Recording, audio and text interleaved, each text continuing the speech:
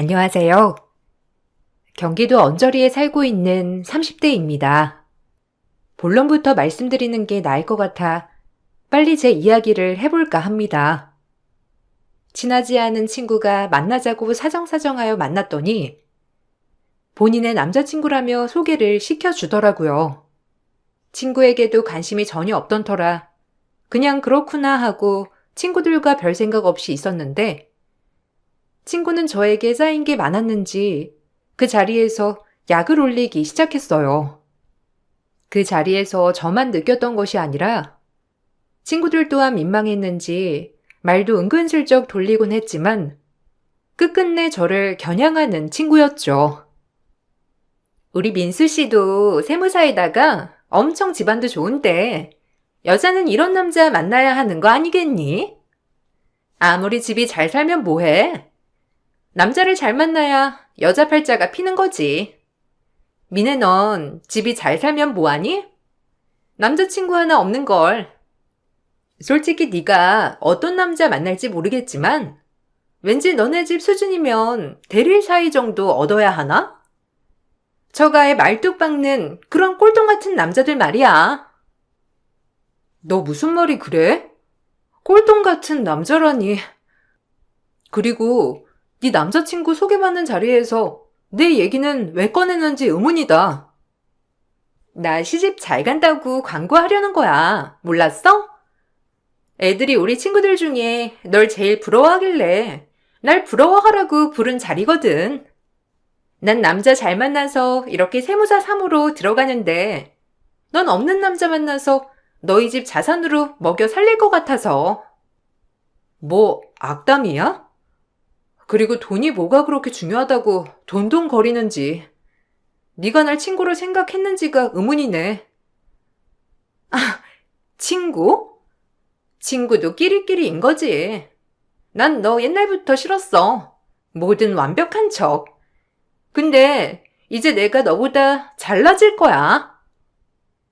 친구들 말에 의하면 전 몰랐지만 친구는 저에게 라이벌 의식이 어려서부터 있었다고 했고 제가 모르게 매일같이 제 소식을 캐물었다고 했어요. 그리고 본인이 전문직인 세무사 남자친구와 만나 결혼을 약속하자 드디어 저보다 잘난 삶을 살 것 같았는지 이렇게 친구들 다 보는 자리에서 저에게 대놓고 저런 말을 했던 거죠. 사실 그다지 좋아하지 않던 친구라 그런지 우습기도 했지만 그래도 이렇게 갑작스럽게 공격을 당하니 기분이 너무 나쁘고 안 좋았답니다. 하지만 그럼에도 그 친구의 남자친구도 저를 의식했는지 오히려 친구에게 뭐라고 하며 주변 분위기를 살피기도 하였어요. 남자는 정상인 것 같더라고요. 아, 그만해. 친구한테 왜 그러는지 모르겠다. 네 인성이 원래 이런 인성이었어? 아, 제가 대신 사과드릴게요. 기분 언짢으셨죠? 아니에요. 뭐 저한테 그렇게 라이벌 의식이 있었다고 하니 당황스럽긴 한데 어쩌겠나요. 본인이 그렇게 느꼈다면 어쩔 수 없죠. 일일이 상대하고 싶지 않아요. 뭐 같잖아야 말을 들어주던가 하죠. 야, 너 그러니까 네가 발전이 없는 거야. 나 먼저 간다. 민수 씨, 지금 누구 편 드는 거야? 지금 얘 앞에서 내 편을 들지 못할 망정 얘 편을 들고 있어? 어이없어. 당신 나랑 결혼하고 싶지 않아? 나보고 그렇게 예쁘다고 노래를 부르더니 친구들 앞에서 날 개망신 준다니 용서할 수 없어. 그건 그거고, 친구한테 이러는 건 예의가 아닌 거지. 나도 이해가 안 간다. 너가 새롭게 보여. 아, 정말 죄송합니다. 그래, 너 좀 그만해.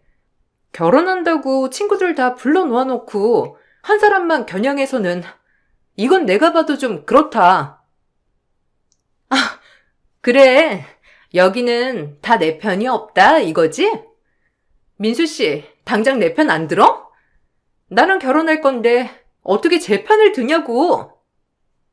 그렇게 그날 남자친구를 소개해주는 자리에서 친구와 친구 남자친구는 대판 싸우게 됐고 일로 이별까지 하게 되었어요. 다른 친구들은 꼴 좋다며 저에게 들이대다가 본인 망신만 당하고 결혼할 남자까지 놓쳤다며 고소해하였지만 전 사실 찝찝하더라고요. 누군가와 등을 접은 적이 없었던지라 절 이렇게까지 싫어하는 친구가 있을 줄도 몰랐고 뭔가 그 결혼 파혼의 원인이 저였던 것 같아서 말이에요. 하지만 인연이 이렇게도 이어지려고 하나? 정말 신기하게도 전 은행을 갔다가 친구의 전 남자친구를 다시 만나게 되었고 이런저런 근황을 얘기하다 서로에게 스며들게 되었답니다. 저에게 평생 가도 일어날 것 같지 않던 일이 벌어지게 되었는데 전 그렇게 그 남자와 사랑에 빠지게 되었어요. 제 인생에서 가장 신기한 일이라고 자부할 수 있었죠. 어머, 진짜? 어머, 인연인가 봐. 그날도 그렇게 됐었잖아, 결국. 어쩐지 그 사람이 근데 널 보는 눈빛이 장난 아니긴 했어. 오히려 그거 보고 걔가 발끈해서 더 난리친 것 같기도 하다니까. 그래도 둘이 헤어진 사이니까 넌 잘못 없어. 어차피 걔랑 이제 볼 사이도 아니고 난 널 응원해. 네가 뭐 작정하고 꼬셔간 것도 아니고 쥐들이 헤어지고 나서 만난 건데 뭐. 네가 그렇게 말해주니 한편으론 마음이 편하긴 하다. 뭐 착하고 잘해줘. 그리고 심성도 나쁘지 않은 것 같고. 잘해봐. 스펙도 빵빵하다며. 걔가 하도 자랑을 해서 이미 귀에 딱지 않게 들었거든. 근데 너랑 더 잘 어울린다. 아유, 걔 또 이 소식 들으면 엄청 배 아프겠네. 근데 걔가 지성에 못 이겨서 지가 헤어지자고 한 거라니까 넌 신경 쓰지 마. 다행히 친구들은 오히려 제 만남을 응원해 주었고 저흰 그렇게 사랑의 결실을 키워나가게 되었답니다. 나이가 나이였던지라 저흰 결혼을 진지하게 생각하게 되었고 그렇게 결혼 약속까지 스무스하게 흘러갔던 것 같아요. 정말 인연이었던 것처럼 서로 가치관이나 취향이 너무 딱 맞았고 이제야 만난 반쪽 같은 느낌에 저 역시 한도 끝도 없이 이 남자에게 빠져들었던 것 같았죠. 근데 장인어른이 어떤 사업 한다고 했지? 전 여자친구 만났을 때 네 얘기를 엄청 하더라고. 사실 궁금하기도 했어. 뭐 얼마나 대단하면 전 여자친구가 그렇게 질투하고 시기했나 싶기도 하면서. 근데 웬걸 만나보니까 엄청 소탈해서 더 좋아. 아, 뭐 대단한 건 아니고 그냥 조경수 직거래라고 나무 키워서 판매하고 뭐 그런 사업인데 자리를 잘 잡으셔서 잘 되는 거지. 와, 처음 들어봐. 그럼 땅도 많으시겠다. 나무 심어서 판매하시는 거면. 그래서 그렇게 질투를 한 거구나. 아유, 속 좁어라. 뭐 근데 난 나를 질투하는지 전혀 몰랐네. 그냥 나랑 결이 좀 안 맞는다고만 생각했지. 날 그렇게 싫어할 줄 몰랐거든. 그냥 걔가 이상한 거지. 이상한 데서 자격지심 있어가지고. 신경 쓰지 마. 네가 훨씬 예쁘고 착하니까. 그러니 널 만나지. 걔한테 억한 심정은 없어. 그냥 걔도 알아서 잘 살길 바랄 뿐이지. 그러니까 자기도 이제 걔 얘기 그만해. 솔직히 우리한테 좋은 추억은 아니잖아? 걔 덕분에 우리가 알게 된 건 사실이지만 뭐 그렇게 추억하거나 걔 기억하고 싶지 않거든. 알겠어. 나도 더 이상 얘기 안 꺼낼게. 그냥 내가 왜 너 같은 여자를 두고 그런 여자를 만났었는지 후회가 돼서 그만. 오래전부터 사업의 털을 잘 닦아온 아빠 덕분에 사실 엄청 여유 있게 자란 건 사실이었고 제가 하는 모든 일에 걸림돌은 전혀 없었어요. 그렇게 성격 자체가 유순하고 유한 것도 있어서 늘 사람이 끊이지 않았답니다. 그리고 이렇게 결혼까지 순차적으로 일사천리되니 역시 내 인생은 순탄하게만 흘러가는구나 싶었고 여느 때처럼 결혼 준비를 해 나갔습니다. 니네 아빠가 우리 애 차 하나 바꿔준댔지? 아유, 고마우셔라. 하긴 막내딸이기도 하니 막내 사이가 아주 특출 나겠지. 아, 뭐 그런 것도 있으시고 그냥 아빠가 민수 씨 차 보더니 바꿔주고 싶다셔요. 이제 아들이 될 건데 좋은 차 끌고 다니라고. 아유, 그것도 그래. 우리 아들이 학벌도 좋아, 인물도 좋아, 직업도 좋아. 딱 하나 빠지는 게 살짝 집안이잖니. 대놓고 얘기하지만 그래도 우리 아들이 너 같은 여자 만나서 그나마 얼마나 다행인지 몰라. 너한테만 하는 말인데 전 여자친구가 얼마나 마음에 안 들었는 줄 아니? 네 친구였다며? 에휴, 걔는 지복을 찾지. 이렇게 귀한 여자 만날 줄 누가 알았겠어. 뭐 과거는 신경 안 써요. 어머님도 그만 잊으세요. 그래도 민수 씨가 좋아했던 여자이기도 하니 저도 그만 얘기하고 싶어요. 어머, 혹시 기분 나빴니? 나는 그냥 너 기분 좋으라고 한 소리다. 그만큼 네가 나한테 걸맞은 며느리라는 거지. 솔직히 우리 아들 같은 세무사가 그런 일반 여자랑 결혼한다는 게 말이 되니? 너 정도 되는 집안 여자를 만나야 결이 맞는 거지. 뭐 이제 유쾌한 얘기는 아니니까 그만한다만 어쨌든 네가 내 며느리가 된다고 하니 내가 얼마나 행복한지 몰라. 아니에요. 기분이 나쁘다기보단 뭐 그래도 생각하면 유쾌하지만은 않으니까 덜 기억하고 싶어서요. 이해해 주세요. 저도 어머님같이 절 예뻐해 주시는 시어머니를 만난 게 너무 행복하네요. 제가 잘할 테니 우리 행복하게 서로 생각하며 살아요. 결혼 준비를 하면서 시어머니는 절 무한으로 예뻐하시는 게 저에게까지 느껴졌어요. 저 역시 시어머니가 예뻐해 주시는 것은 너무 고마웠으나 사실 전 여자친구를 들먹거리면서 저를 치켜 세워주는 것 같아 기분은 썩 좋지 않더라고요.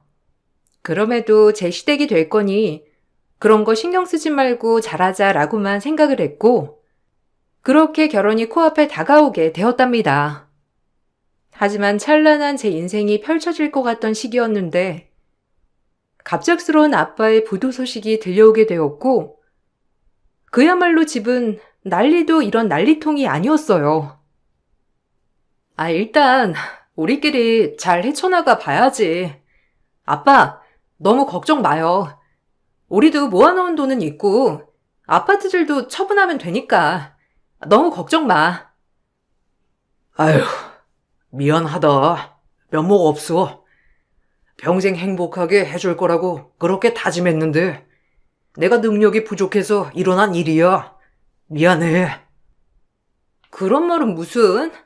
아빠가 여태까지 고생한 거에 비하면 이 정도 고생은 아무것도 아니지. 우리도 버틸 수 있어. 걱정 마요. 마음이 약해진 아빠였지만 저희는 아빠에게 믿음이 엄청났기 때문에 각기 다른 곳에서 아빠를 도와드리려고 하고 있었어요. 저 역시 부도가 난 아빠의 사업체의 세금 처리를 위해서 세무사인 남자친구를 통해 열심히 알아보려고 준비하고 있었답니다. 하지만 남자친구는 저희 아빠의 부도 소식을 듣자마자 난색을 표하며 당황하기 시작했고 괜찮냐는 말 한마디가 없더라고요. 뭐? 아니, 20년 가까이 그런 사업을 하신 분이 어떻게 망할 수가 있어? 아니, 그것도 결혼식 직전에 이게 말이 돼? 그러니까 진짜 한 치 앞도 모르는 인생 같아. 그래서 지금 아빠도 많이 힘들고 엄마도 힘들어해. 그래도 다행인 건 언니들이랑 내가 성인이니까 뭐라도 아빠 도울 방법을 찾아야지. 형부들도 다 아빠 도와주려고 뭐라도 하려고 하거든. 와, 아니 진짜 기가 막힌다. 일단 생각할 시간을 갖자. 뭐 나한테까지 도움 청하려고 한 건 아니지? 설마? 어? 도움을 청한다기보다 아빠 회사 세금 처리나 이런 게 남아있으니까 자기한테 도와줄 수 있냐고 물어보려고 했지. 그게 도움인 거네. 아, 미안한데, 솔직히 이성적으로 생각해보자. 솔직히 당황스럽거든? 너네 아빠 망했다는 거, 내가 결혼하려고 한 이유 중 하나가 너희 처가덕도 있는 건데, 그게 없다면 이 결혼 다시 생각해봐야 하지 않겠어? 뭐? 지금 당신 말은 그럼 우리 집 배경 때문에 나랑 결혼하려고 했다는 거니? 내가 아는 민수 씨가 맞아? 맞다고? 솔직히 결혼은 현실 아니냐? 내가 너랑 결혼을 왜 하려고 했는데, 일단 이건 아닌 것 같으니까 결혼 준비 올 수도하자. 내가 널 만나려고 혼자 우연인 척 생쇼하면서 은행까지 뒤따라간 거 생각하면 짜증난다. 내가 왜 굳이 그런 노력을 했는지. 뭐? 그게 우연이 아니고 당신이 이미 준비한 자작극이었다고? 날 만나려고? 와, 진짜 어디까지가 네 바닥이야? 바닥이고 나발이고 지금 그게 중요해? 지금 내가 너한테 바친 내 시간들이 아깝고 화딱지 나니까 폭발하기 전에 건들지 마. 제 길을 의심했어요. 모든 것이 저를 만나기 위한 자작극이었다는 사실이 놀라웠는데 그럼에도 제 탓을 하는 남자친구가 원망스럽더라고요. 힘이 돼달라고 하는 게 욕심인가 싶었고 결혼 준비를 하려고 했던 예비 신랑이었기 때문에 충격도 어마어마했답니다. 하지만 남자친구는 그때 생각을 하자고 하곤 한동안 연락이 없이 파혼을 통보했어요. 그것도 예비 시어머니와 함께요. 하마터면 결혼하고 망했으면 어쩔 뻔했어? 위약금이고 뭐고 우리 쪽에서 물 거니까 걱정 말고 넌 알아서 따라져 나가. 솔직히 위약금도 같이 물어야 정상인데 내가 진짜 100번 양보한 거다. 어차피 너희 집 쫄딱 망했으니 위약금 물 돈도 없을 거 아니니? 이건 도의적 책임이라고 해두지. 대신 절대 내 아들한테 연락하거나 만나자고 하지 말아라. 알겠니? 어머님, 진짜 너무하시네요. 저보고 며느리 잘 얻었다 뭐한다 하더니 이제 와서 파혼이라니. 아, 그래, 할 수 있죠. 근데 어떻게 집이 망했다고 이렇게 180도 사람들이 돌변할 수가 있어요? 정말 돈 때문에 저랑 결혼하려고 한 건가요? 당연하지. 돈 말고 뭐 볼 거 있냐? 잘 나가는 처가덕에 개인 세무사 사무실이나 내보려고 했더니만 글렀네 글렀어. 내가 왜 전 여자친구랑 헤어지고 널 선택했는데 얼마나 귀에 닦지 않게 네가 부자라고 들었으면 내가 너한테 접근했겠냐? 발톱을 숨기고 있었구나. 그런 줄도 모르고. 그래, 어떻게 보면 이 편이 더 나을 수도 있었겠네. 뜻 잘 알겠어. 그럼 끝내. 그래도 양심은 있어가지고 지 부모 망했다고 선뜻 먼저 얘기하고 고맙다 아주. 그리고 다신 엮이지 말자고. 너 우리 아들한테 행여라도 미련 조금이라도 남겨두지 마라. 우리 아들은 더 좋은 여자 만나서 결혼할 거니까 그림자도 비치지 마. 엄만 날 그렇게 몰라? 난 거지들은 안 만난다니까. 내 인생이 어떤 인생인데 거지를 만나? 인생 종칠 일 있어? 걱정 마. 역시 우리 아들이다. 내가 아주 바르고 현명하게 키웠지. 저런 애 눈길도 주지 말고 이제 새 여자 만나서 다시 시작하자. 예비 시어머니였던 사람은 가뜩이나 심적으로 힘든 저의 직장까지 찾아와 미련일랑 남겨두지 말라고 신신당부를 하며 화를 내시고 가셨고 남자친구 또한 그렇게 미련한 톨 남아있지 못하게 하고 떠나버렸어요. 순식간에 뒤통수 맞은 격이 이런 격인가 싶으면서 그래 우리 집이 망했는데 누가 좋아하겠어 라는 생각이 들더라고요. 너무 속상하고 배신감이 들었지만 이때까지만 해도 예비 남편만 탓할 게 아니라고 생각했어요. 정말 이성적으로 망한 집 여자와 결혼할 수 없겠다 싶었거든요. 하지만 곧이어 들려오는 소식은 더 충격적이었고, 제가 예비 남편이라고까지 믿었던 남자는 저를 시기 질투하던 친구와 다시 붙어 먹었더라고요. 참, 꿀 좋다. 민수 씨한테 얘기 들었어. 너 집 망했다며? 민수 씨가 설마 너 같은 애 진짜 좋아했다고 착각한 거 아니겠지? 아, 설아. 너희 집 돈 보고 접근한 거래. 나한테 다 이실직고 했어. 근데 봐라. 우리 집 빵빵하지 않아도 민수 씨가 나한테 돌아왔잖아. 이런 게 진정한 사랑이지. 돈밖에 없던 네가 모든 걸 잃고 나니 정말 보기 짠해 죽겠다. 어쩌니? 용돈이라도 주랴? 뭐? 그래.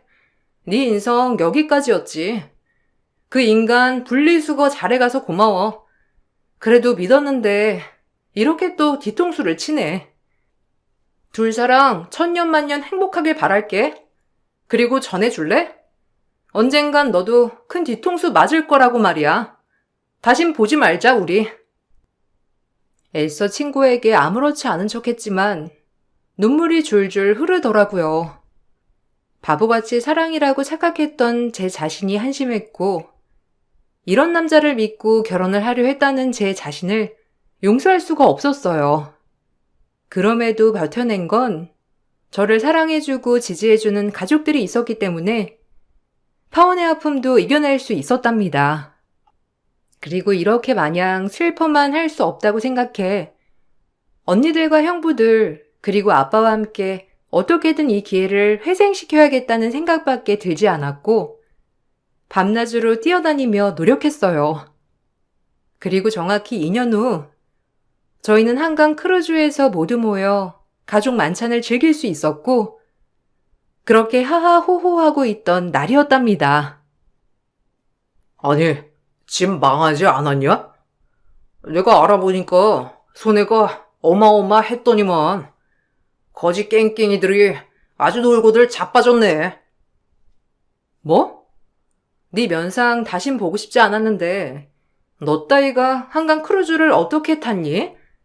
그새 월급 좀 올랐나 보지? 역겹다 정말. 너보단 낫지. 난 그래도 전문직인데 넌 집안 말고는 볼 거 없는 회사원이었잖냐. 근데 가족들 다 데리고 쇼를 하고 자빠졌네. 너 여기가 얼만 줄이나 알아?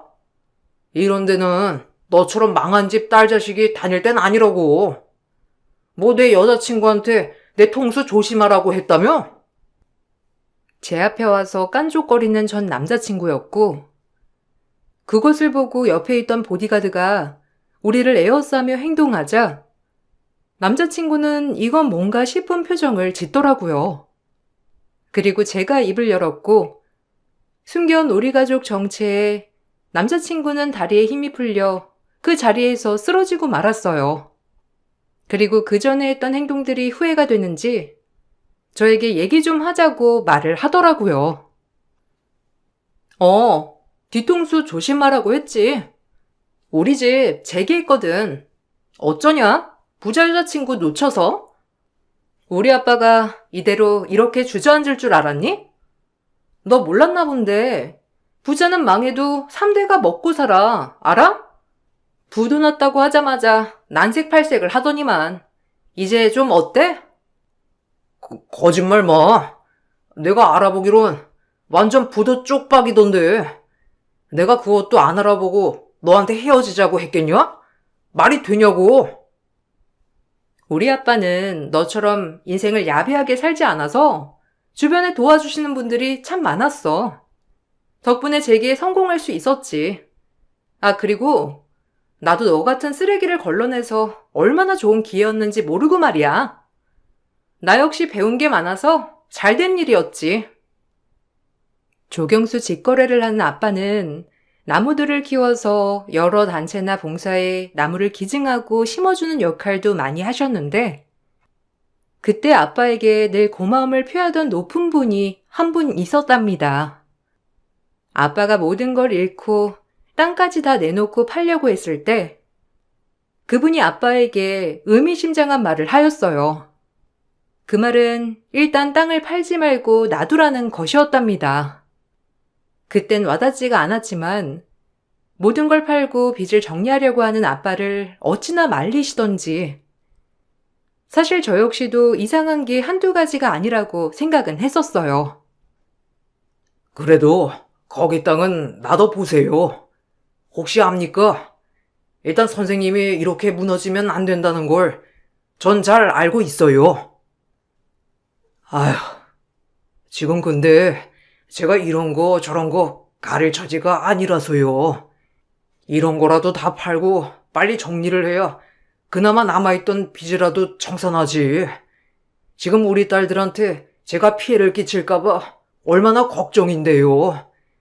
걱정은 감사하지만 제가 알아서 할게요. 선생님이 저를 조금이라도 신뢰하신다면 그 땅을 안 팔았으면 좋겠네요. 제가 해드릴 수 있는 얘기는 여기까지입니다.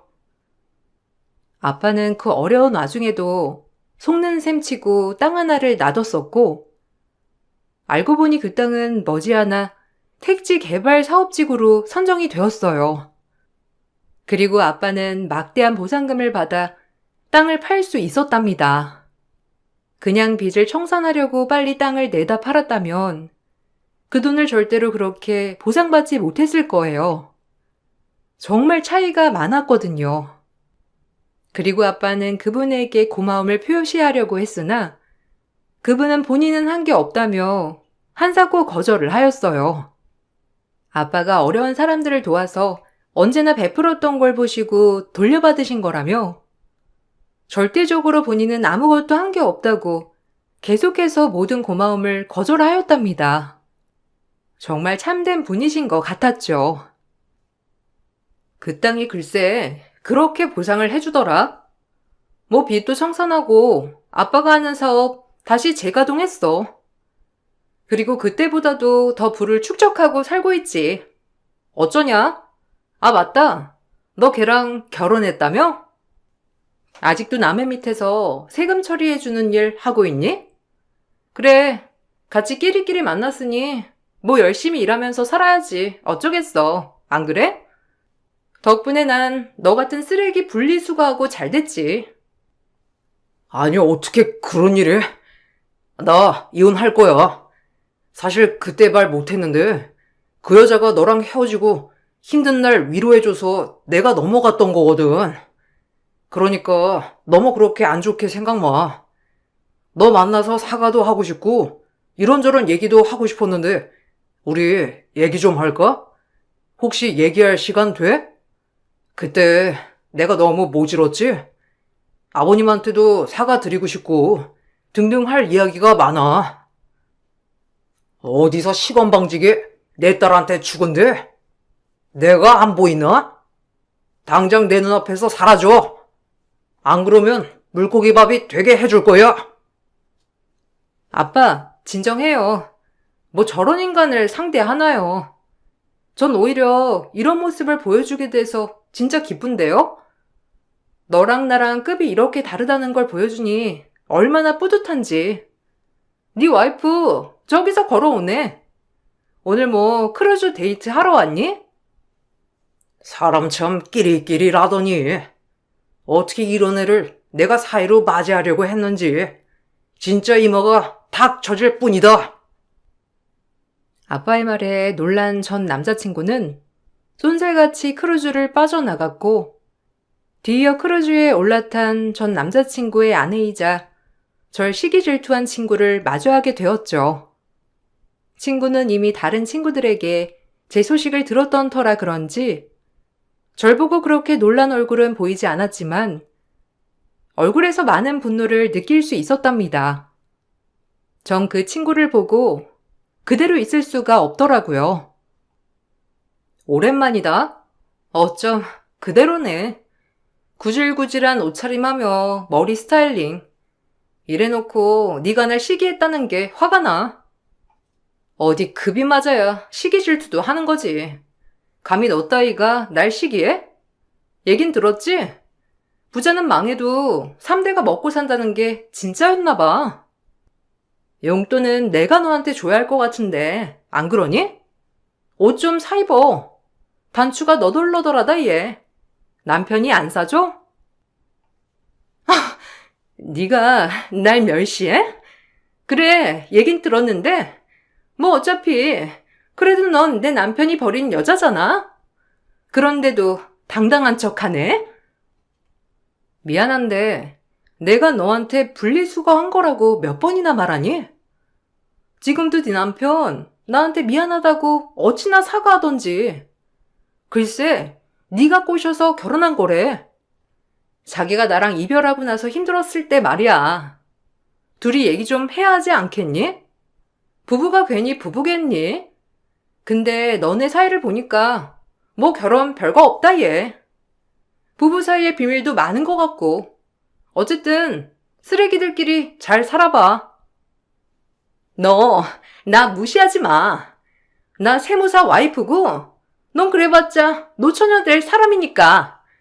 어디 세무사 와이프한테 자랑질이야? 친구는 제 얘기에 분노에 차오른 것 같았어요. 그리고 이쯤 되니 정말 속이 통쾌하면서 묵은 채증이 내려간 것 같았답니다. 애초에 잘못 끼워진 단추였을지언정 그래도 이렇게 당할 수만은 없었거든요. 친구들에게 건너듣기론 아주 코미디 한 편이 따로 없었어요. 이래서 개국 프로그램들이 줄줄이 폐지를 했나 싶을 정도로 얘기만 들었는데도 눈물나게 웃겼답니다. 걔한테 뭐 미안하다고 했다며? 제정신이야? 나랑 결혼해놓고 이제 또 한눈 파니? 왜? 걔가 부자라고 하니까 또 아쉬워? 나한텐 걔 망했다고 그전부터 헤어지려고 했다더니 어떻게 이런 개망신을 줘? 내가 걔를 얼마나 싫어하는지 알면서. 아, 그만 좀 해. 솔직히 너랑 걔랑 비교가 되냐? 내가 미쳤지. 망했단 소리 하나에 널 다시 만나다니. 나 같은 세무사가 너랑 결혼해줬으면 나한테 빌고 살아 그냥. 너 따위가 나랑 결혼할 주제가 돼? 그때 내가 눈이 헷가닥 돌아가지고 너한테 다시 갔다만 그런 황금수저 여자를 두고 흙수저인 널 택한 게 천추의 한이야. 알겠냐? 참고 있으니까 나 건들지 마. 그리고 진작에 걔네 집 다시 재기한 거 알았다면서 나한테 말 한마디를 안 해? 너 그거 병이야. 걔는 너 의식도 안 하는데 혼자서 의식하고 라이벌인 것처럼. 라이벌도 급이 있어야 라이벌인 거지. 너 같은 서빈 따위가 걔한테 비빌 힘이나 있냐? 그럼 걔한테 다시 가서 만나자고 해. 안 말려. 세무사라고 해봤자 꼴랑 몇백 가져오는 게 다이면서 엄청 잘난 척하네. 너 지금 우리 아들한테 뭐라고 했어? 꼴랑? 너야말로 전문대 나와서 세무사 남편 얻었으면 절을 해야지. 니깎게 우리 아들한테 지금 뭐라고 하는 거야? 얘기 들어보니 네 친구 다시 제기했니? 아유, 미쳤지. 내가 그런 애를 두고 이딴 애를. 어머님도 그러는 거 아니에요.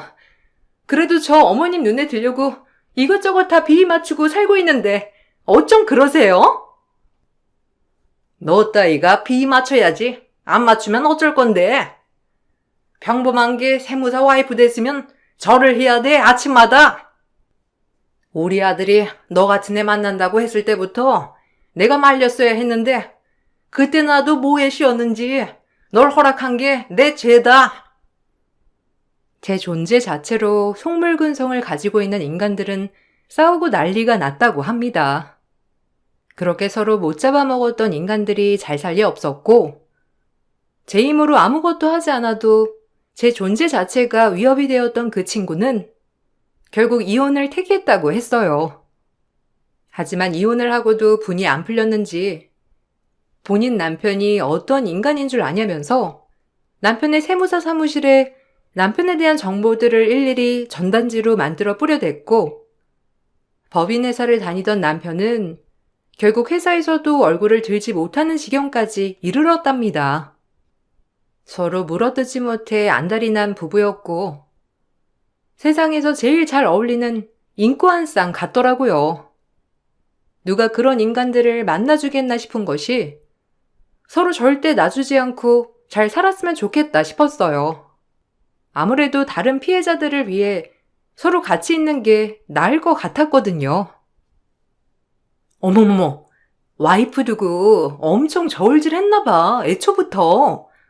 그렇게 안 봤는데 장난 아니던데? 결혼 전에 부자 여자친구 만나서 환승하고 그것도 모자라서 그 여자친구 집안이 망하니까 전 여자친구한테 돌아가서 결혼까지. 근데 그 부자 여자친구가 다시 재기하니까 가서 빌고 난리였대. 아니 사람이 어쩜 저리 추잡해? 그렇게 안 생겼는데 역시 생긴 거 보면 진짜 이상한지 모르겠다니까. 결혼할 때도 막 한다 안 한다 파혼설도 많았잖아. 근데 그게 다 다른 여자였다니. 그것도 놀랍다. 아유 속물. 이래서 못 사는 것들이 공부 좀 해서 직업 좀 괜찮으면 더 무섭다니까. 돈이 없던 그 시절 때문에 천박한 행동이 나오는 거야. 결국 전 남자친구는 사람들의 눈총에 못 이겨 회사를 관두고 나왔고 그 좋은 스펙으로 취직보단 엄청 빚을 내서 사무실을 차리게 되었다고 했어요.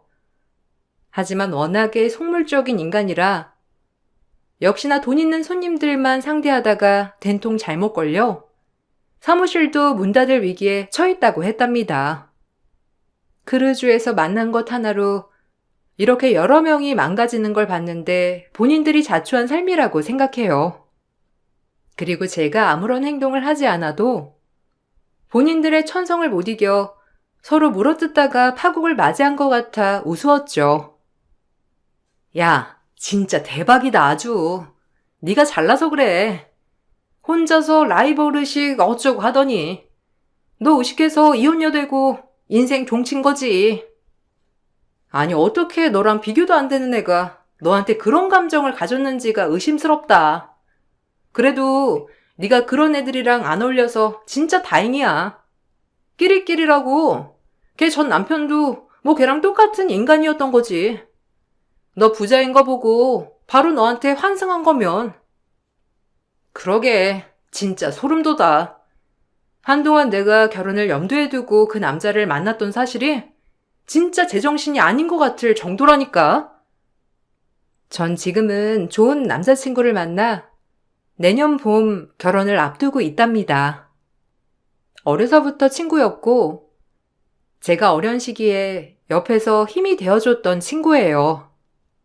그리고 아빠가 제기를 할 수 있게 옆에서 많은 힘이 돼주었던 친구이기도 하고요.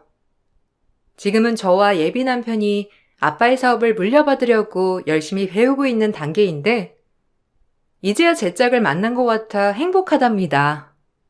가끔 친구들을 만나면 그 친구의 이야기를 들려주곤 하는데 이혼을 하고 또 다른 남자를 만나 또 이혼을 했다고 했고 그 뒤로 본인도 친구들을 만나기 꺼렸는지 아예 소식을 딱 끊었다고 했어요.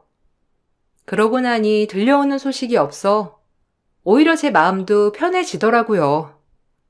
잘못 끼운 단추를 이렇게 풀어내고 제대로 다시 단추를 끼워보려고 하는 제 삶, 조금이나마 응원해 주시길 바라면서 글을 마무리해볼까 해요. 여러분들도 좋은 하루 되시면서 건강한 삶을 사시길 바랄게요. 감사합니다. 안녕하세요. 저는 평택에 살고 있는 40대 초반 여자입니다. 본성이란 단어의 의미는 본래부터 타고난 성질, 즉 천성을 의미한다고 합니다. 사람의 악함이 이렇게까지 잔인할 수 있을 거라곤 전혀 상상하지 못했는데 이번에 시숙과 형님의 행동은 입을 다물지 못할 정도로 저에게 충격을 안겨주었죠. 남편과 결혼을 하고 시숙의 존재에 대해 얘기는 들었었지만 단 한 번도 얼굴을 본 적이 없었어요. 제가 시댁 집안의 며느리가 되기 전에 폭풍이 한 번 지나간 적이 있었고 그 때문에 인연을 끊은 채 지내왔었는데 남편과 결혼 10년 차가 되던 어느 날 시모에게 전화 한 통이 오게 되었고 저희 부부는 급하게 시댁으로 향하게 되었죠. 그리고 시부모님과 남편의 굳어버린 얼굴은 시댁 집안에 또다시 엄청난 폭풍이 다가오고 있다는 걸 알 수 있었습니다. 시숙과 형님은 10년 동안 시부모님의 며느리로 생활하고 있던 저를 경기하듯 바라보고 있었습니다.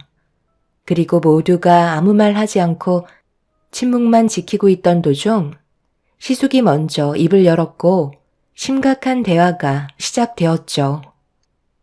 이게 얼마만이야? 한 15년 정도 된 것 같은데? 그동안 잘 지냈어요? 장윤이 너는 때깔이 많이 좋아졌네. 그 사이 이쁜 색시까지 얻은 거야?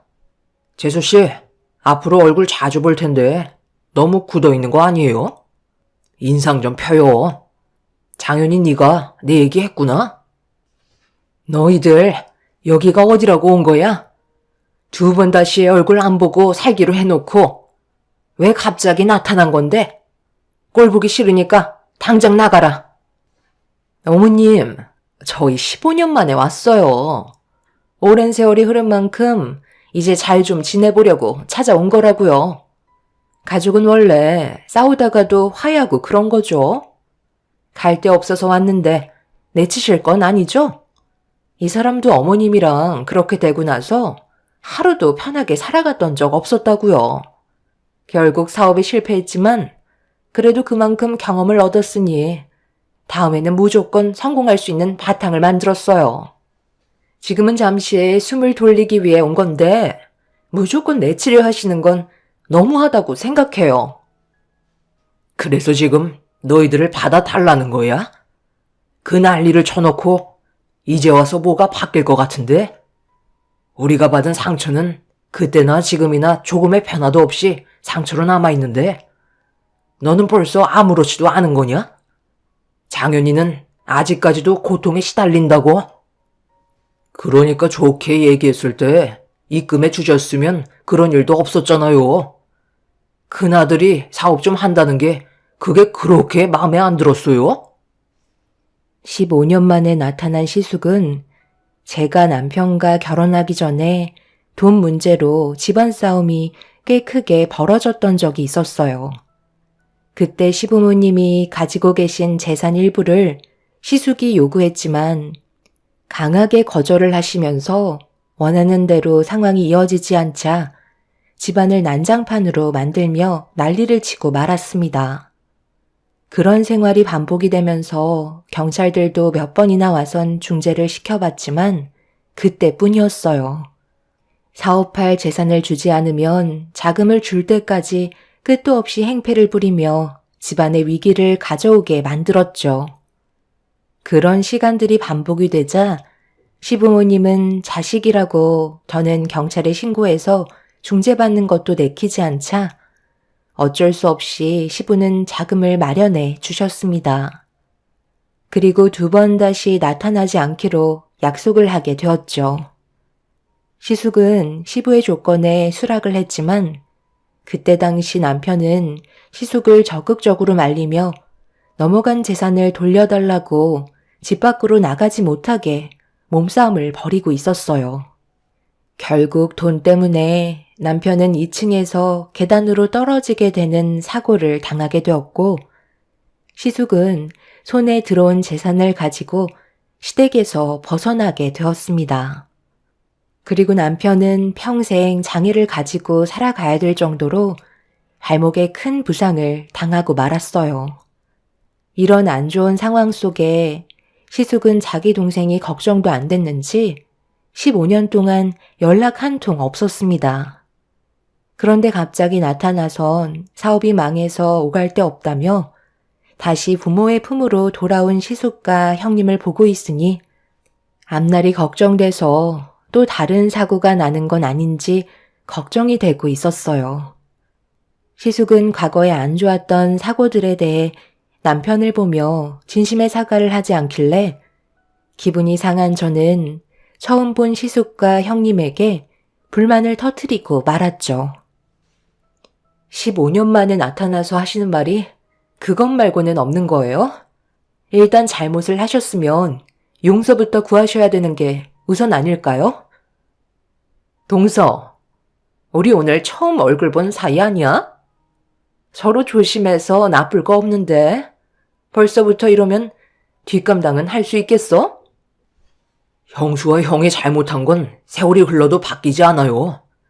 정상적인 가족 관계를 원하시는 거면 지금 당장 무릎 꿇으시고 무엇을 잘못하셨는지 확실하게 얘기해 주셨으면 좋겠어요. 저희 부모님이 원하시는 게 뭔지도 잘 모르시면서 무작정 눌러 앉겠다고요? 저도 그날 이후 성격이 많이 변했기 때문에 이제는 그냥 넘어가지 않을 거예요. 서방님, 그동안 안 본 사이에 성격이 많이 변하셨네. 예전의 모습은 전혀 찾아볼 수가 없겠어요. 이제는 할 말 못할 말 가려서 하지도 않네요. 그러다 한쪽 다리마저 불구가 되면 어쩌려고 그래요? 괜히 이 사람 성격 긁지 않는 게 좋을 것 같은데요? 너 지금 말 다 했니? 내가 두 눈 시퍼렇게 뜨고 있는데 어디서 그런 험한 말을 아무렇지도 않게 내뱉는 거니? 너희들 인생길에 더 이상 우리 가족이 참견할 마음 없으니까 당장 내 집에서 나가라. 그때나 지금이나 변한 건 하나도 없구나. 엄마, 예전보다 성격이 많이 까칠해지셨네요. 이래서 저희가 두 다리 뻗고 마음 편히 지낼 수 있겠어요? 시부모님과 남편은 형님네에게 상당한 불만을 표출했지만 조금도 동조하지 않으면서 가지고 온 짐을 풀기 시작했어요. 그리곤 그날 먼 길을 오느라 피곤했다면서 나중에 다시 얘기하자며 방으로 들어가 버렸습니다. 저희 가족은 형님네의 행동을 보고 어이가 없어서 할 말을 잃었어요. 시부는 방으로 들어간 형님네를 밖으로 부르기 위해 문이 부서질 정도로 내려치면서 화를 내셨지만 눈 하나 깜빡하지 않았습니다. 남편 말로는 시숙과 형님이 어떤 돌발 행동을 할지 모를 만큼 알 수 없는 성격을 가지고 있어서 항상 긴장의 끈을 놓으면 안 된다고 저에게도 조심하라며 걱정되는 눈빛을 보내오고 있었죠. 저는 여차하면 경찰을 부르면 된다고 했지만 형님네에는 경찰을 크게 상관하지 않는다면서 제 안전을 우선시했어요. 시부모님께서도 제가 다칠까봐 걱정을 하고 계셨죠. 이런 안 좋은 상황 속에 저희 부부도 집으로 돌아가는 건 또 다른 문제를 일으키게 되는 상황을 만들어줄 수도 있을 것 같아 시부모님 댁에서 나가지 않고 자리를 지키며 형님네가 나올 때까지 기다리고 있었습니다. 시모는 자식 새끼 하나 잘못 낳아서는 집안을 쑥대밭으로 만든다며 가슴이 답답하셨는지 눈물을 보이셨어요. 그렇게 몇 시간 정도의 시간이 흐르고 시숙이 방문을 열며 거실로 나왔어요. 저희 부부가 시부모님 곁에서 떠나지 않고 있는 모습을 보고 있던 시숙이 저희 부부 맞은편에 앉더니 정색한 얼굴로 경고하듯 분위기를 조성하기 시작했죠. 아직까지 여기서 뭐하고 있는 거야? 이런다고 상황이 달라지는 것도 아닌데 이제 그만 돌아가지 그래? 언제까지 있을 건데? 그걸 왜 형이 신경 쓰는 건데? 내가 부모님 집에 있겠다는데 불만이라도 있는 건 아니지? 형은 언제 이 집에서 나갈 거야? 내가 부모님 집에 있겠다잖아. 문제가 해결되면 자연스럽게 사라져 줄 테니까 걱정 마. 나는 뭐 노인네 냄새나는 이 집구석에 처박혀 있고 싶겠어? 쓸데없이 분위기 험악하게 만들지 말고 이제 그만 집으로 돌아가라. 너한테 줄 돈 없으니까 문제를 해결하겠다는 생각 말고 내 집에서 나가라니까 몇 번이나 말을 해야 알아듣는 거야? 엄마, 저 당분간 아무 생각 없이 쉬고 싶어요. 그동안 너무 힘들게 살아와서 편하게 있고 싶으니까 이제 그만 좀 하세요. 시숙은 싸우기 싫다며 대화를 이어나가다가 다시 방으로 들어갔어요. 이런 분위기 속에 시부모님께서는 다음날 출근도 해야 되고 친정에 있는 애들도 데려와야 하기 때문에 형님네 때문에 저희 부부의 일정을 망치지 말라며 집으로 돌아가도 된다고 저희를 돌려보내셨어요. 남편은 끝까지 자리를 지키겠다고 얘기했지만 시모가 좋은 방법은 아닌 것 같다고 문제가 생기면 연락 주겠다며 저희를 안심시켜 주려 하셨어요. 시부도 시모와 같은 의견을 보이시길래 어쩔 수 없이 일단 집으로 돌아오게 되었죠. 하지만 집에 와서도 불안해하는 남편을 보고 있으니 저도 편하게 쉴 수가 없겠더라고요. 남편은 다음날 다시 가봐야 할 것 같다며 저에게 의견을 제시하자 한치의 망설임도 없이 남편의 말에 따랐습니다. 그렇게 다음날 모든 일정을 마치고 또 다시 시댁으로 향하려 하는데 시모에게 연락이 왔어요. 저희가 쉬지도 못하고 올까봐 걱정하셨죠.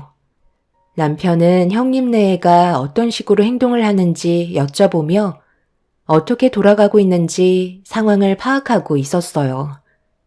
시모는 형님네가 아무런 액션도 하지 않고 조용하게 지낸다며 밥 먹는 시간 외에는 방에서 나오지 않는다고 설명해 주었습니다.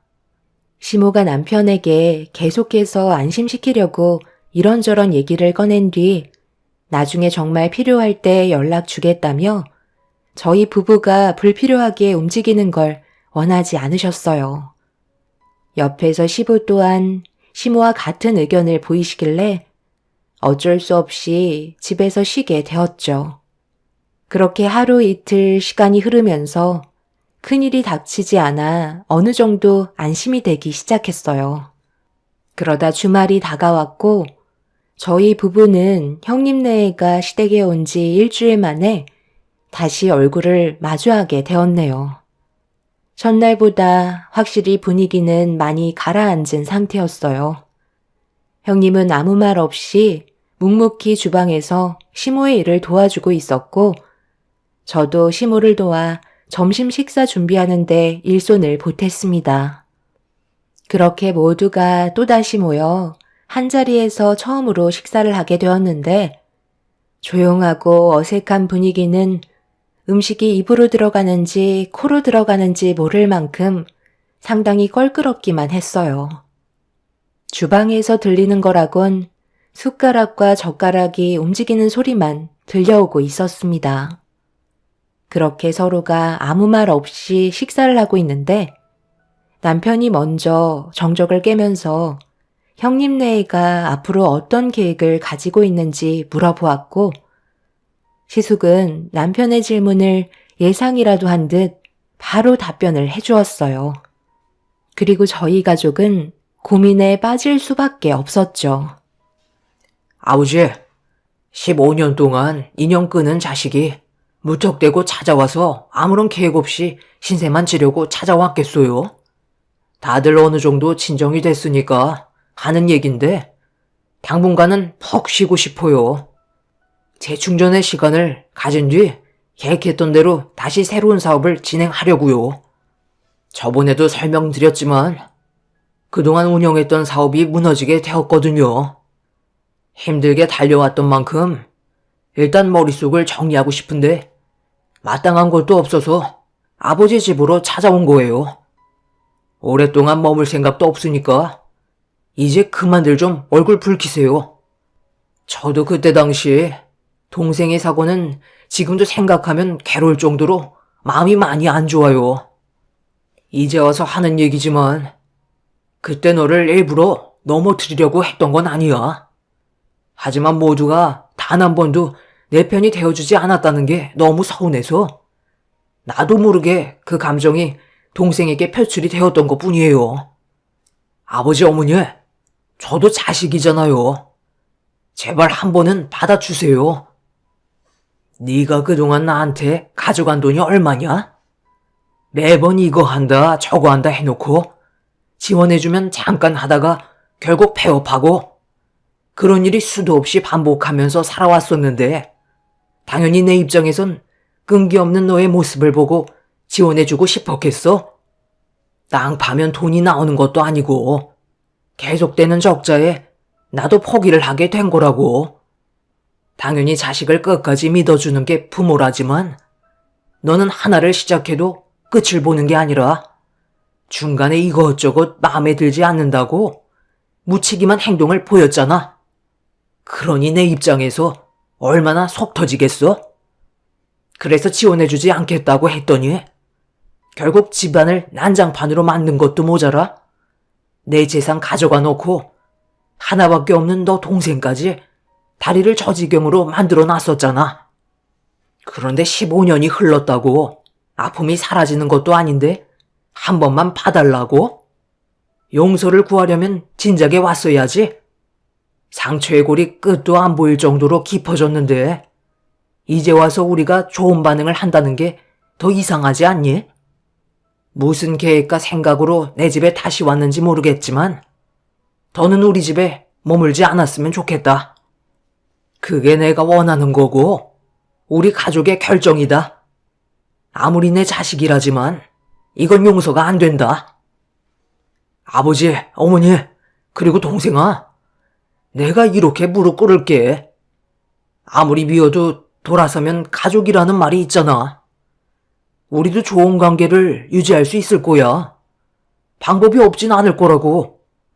그러니 딱 한 번만 나한테 기회를 주세요. 내가 잘한다니까. 시숙은 눈물을 보이면서 그동안 정말 많이 힘들었다고 괴로워하고 있었어요. 사업이 망해서 갈 곳이 없다면서 도움을 받고 싶어하는 형님 내외는 시부모님의 마음을 사기 위해 결국 눈물까지 쏟아내고 말았네요. 그런 상황 속에 부모라는 게 자식이 눈물을 보이고 있으니 마음이 아픈지 안색이 안 좋으셨어요. 피를 나눈 사이는 눈물로 호소하면서 용서를 구하면 남이 아니기 때문에 흔들리는 마음은 어쩔 수 없는 것 같았습니다. 결국 남편도 더는 아무 말도 하지 않았어요. 시부모님과 남편은 직접적으로 형님 내외를 용서해 주겠다고 얘기하진 않았지만 분위기는 어느 정도 받아들여주고 있는 것 같았습니다. 그날이요, 절대 가까워질 수 없을 거라고 생각했던 형님 내외와 조금씩 서로 알아가기 시작했어요. 그렇게 시간이 흐르면서 좋은 관계로 발전해 가자 남편도 긴장을 풀게 되었고 시부모님께서도 큰 사고를 일으키지 않던 형님 내외를 보며 마음을 놓고 있었어요. 저 역시도 시댁 식구들의 그런 모습을 보면서 경계를 풀게 되었죠. 그런데 어느 날 저희 가족에게 엄청난 사건 하나가 터지고 말았습니다. 저희 부부는 하는 일이 원래 워낙 바빴기 때문에 시댁에 자주 왕래를 할 수 있는 상황은 아니었어요.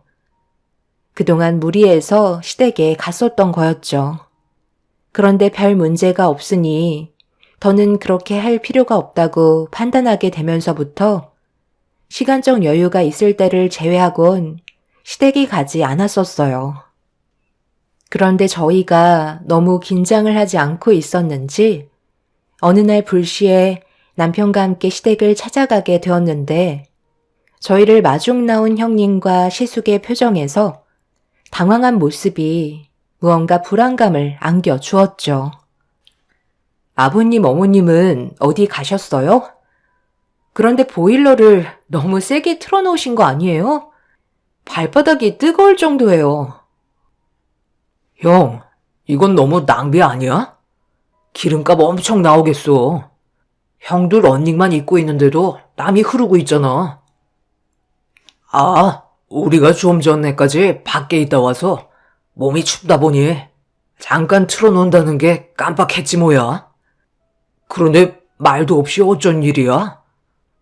아버지랑 어머니는 몸 좀 녹이신다고 온천 여행 가셨는데 미리 연락이라도 하고 왔으면 헛걸음하지 않았지. 이제 막 들어온 거야? 숨이 왜 이렇게 거칠어? 표정도 별로 안 좋아 보이는데? 정말 무슨 일 없는 거지? 오는 길에 아버지한테 전화를 했는데 받질 않더라고. 그래서 엄마한테도 전화해봤는데 역시나 받지 않으시길래 무슨 일이 있으신가 했는데 온천 가신 거였어? 그런데 형은 산에 다녀온 거야? 현관이 왜 이렇게 더러워? 형수님도 안 보이는 걸로 봐선 어디 가셨나 봐? 여보, 나왔어. 마지막 건물까지 증여 계약서 받았어. 이제 내일 일 처리하면 더 이상 여기 있을 필요 없을 것 같아. 형님, 지금 들고 있는 서류 그거 뭐예요? 어디 다녀오시는 길이었나 봐요? 왜 이렇게 당황하시는 거예요? 형님은 저희가 시부모님 집에 온 줄 전혀 모르고 있었는지 서류 하나를 들고 들어오다가 이상한 말을 뱉던 도중 저희와 마주치면서 당황했는지 급하게 서류를 몸뒤로 숨기더니 앞에 서 있는 시숙 옆으로 달려갔습니다. 뭔가 느낌이 좋지 않다는 걸 남편과 저는 눈치채게 되었고 남편은 형님의 손에 들려있는 서류 좀 확인해 볼 수 있냐며 손을 내밀었는데 갑자기 시숙이 화를 내면서 저희를 집 밖으로 내쫓으려고 하길래 그때 시부모님께서 안 좋은 일을 당하셨다는 걸 확실하게 알게 된 남편은 저에게 당장 경찰에 신고부터 하라며 시숙과 몸싸움을 벌이기 시작했어요. 형님은 급하게 방으로 들어가 대충 짐을 챙기더니 시숙에게 준비가 다 끝났다며 먼저 현관문 밖으로 빠져나갔습니다. 뒤이어 시숙이 남편을 강하게 밀친 뒤 밖으로 도망을 쳤는데 남편이 발목에 문제가 생겼는지 일어나지 못하고 있었어요. 그런데 형님이 차 키를 가져오지 않았다며 다시 집으로 들어와야 한다고 시숙을 보며 말하자 제가 경찰에 도움을 요청했기 때문에 곧 도착할 경찰들 때문에 어쩔 수 없다고 생각했는지 차를 포기한 채 둘은 어디론가 급하게 도망을 쳤습니다. 시숙은 러닝만 입은 채 형님과 시야에서 사라지게 되었고 남편은 발목을 붙잡으며 고통스러워하고 있었어요. 그리고 잠시 뒤 경찰이 도착해 좀 전에 있었던 상황에 대해 설명해 주었고 경찰들은 동네를 돌아다니면서 형님네를 찾기 시작했죠. 남편이 병원에 가야 할 것 같아 119에 도움을 요청하려 했지만 시부모님의 신원 파악이 우선이라며 제가 서둘러 움직여주길 원하고 있었어요. 저는 급하게 동네를 돌아다니면서 시부모님을 찾아다녔지만 어디에도 조금의 단서조차 발견이 되지 않아 불안해하고 있는데 남편이 현관문에 진흙과 낙엽으로 떨어진 걸 보고 시숙에게 한마디 했던 게 갑자기 떠올라 시댁집 뒷산으로 급하게 방향을 틀었어요. 그렇게 한참 동안 올라가다 보니 폐옥 하나가 눈에 들어왔고 시부모님을 찾는 제 목소리에 충격적이게도 시모가 제 도움을 애타게 기다리고 계셨습니다. 저는 경찰에게 곧바로 전화를 걸어 뒷산 폐옥의 위치를 알려준 뒤 굳게 잠겨있는 문을 열기 위해 안간힘을 쓰며 자물쇠를 내려치기 시작했어요. 잠시 뒤 경찰분들이 올라와 자물쇠를 주변의 도구로 물리적인 힘을 가해 강제로 열었고 시부모님은 구출이 될 수 있었어요. 그런데 폐옥 자체가 워낙 냉골집이라 꽤 장시간 방치되어 있으셨는지 시부의 건강 상태가 안 좋아 보이셨어요. 결국 119의 도움으로 시부모님께서는 응급실로 실려가셨고 형님네는 어디로 갔는지 자취를 감춘 채 모습을 드러내지 않았습니다. 남편은 형님네를 절대 용서하지 않겠다며 분노하면서 어느 정도 안정을 찾은 시모에게 어떤 상황이었는지 전부 다 들을 수 있었죠. 저희가 자주 찾아뵙지 않는 틈을 타 그 사이 시부가 가진 재산들을 전부 갈취하려고 시모와 시부를 뒷산 냉골집으로 데려간 뒤 그곳에서 서류를 작성하게 만들었습니다. 시부는 폐가 좋지 않아 냉골집에 오랜 시간 방치가 되면 문제가 심각해지기 때문에 그걸 시숙이 이용한 거였고, 시부의 몸이 안 좋아지자 어쩔 수 없이 시숙이 하라는 대로 움직일 수밖에 없었다며 깨어나지 못하고 계신 시부를 바라보면서 괴로워하고 계셨습니다. 이런 사실을 경찰들에게 전부 다 알려줬기 때문에 시부모님의 재산을 다 빼먹은 형님네가 잡히는 건 시간 문제였어요. 그런데 며칠이 지나도 조금의 흔적도 찾을 수 없었다는 거에 경찰들도 당황하고 있었습니다. 주변 CCTV에도 잡히지 않아 하늘로 솟지 않는 이상 단서가 나와야 하는데 하나도 발견하지 못했다는 거에 경찰들도 난처해하고 있었는데 다음날 담당 경찰에게 전화가 와서 받는 순간 경악을 하고 말았습니다. 남편과 함께 현장을 찾아가니 시숙가 형님이 충격적이게도 다른 집에 몰래 들어가 냉동고인 줄도 모르고 몸을 숨기고 있었는데 안에서 문을 열 수 있는 손잡이가 고장이 나서 밖에서 열어주지 않으면 나을 수 없는 구조로 되어 있었고 하필 그 집 주인은 외출을 한 상태라 이 사실을 뒤늦게서야 알게 된 거였어요. 형님네는 냉동고에서 저체온증으로 점점 몸이 굳어지며 움직이지 못하다가 결국 그 안에서 세상을 떠나게 되는 충격적인 상황을 겪고 말았습니다.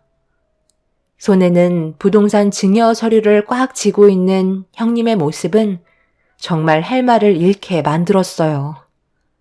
그런데 형님네가 세상을 떠난 뒤 알게 된 또 다른 충격적인 사실은 시숙이 운영하고 있던 사업이 분명 망했다고 들었었는데 알고 보니 아무 문제 없이 원활하게 운영이 되고 있었고 회사 직원들의 말로는 사업 확장을 이번에 크게 하려고 준비하고 있었는데 자금이 많이 모자라 방법을 찾다가 결국 15년 만에 시부모님께 모습을 나타낸 거였어요.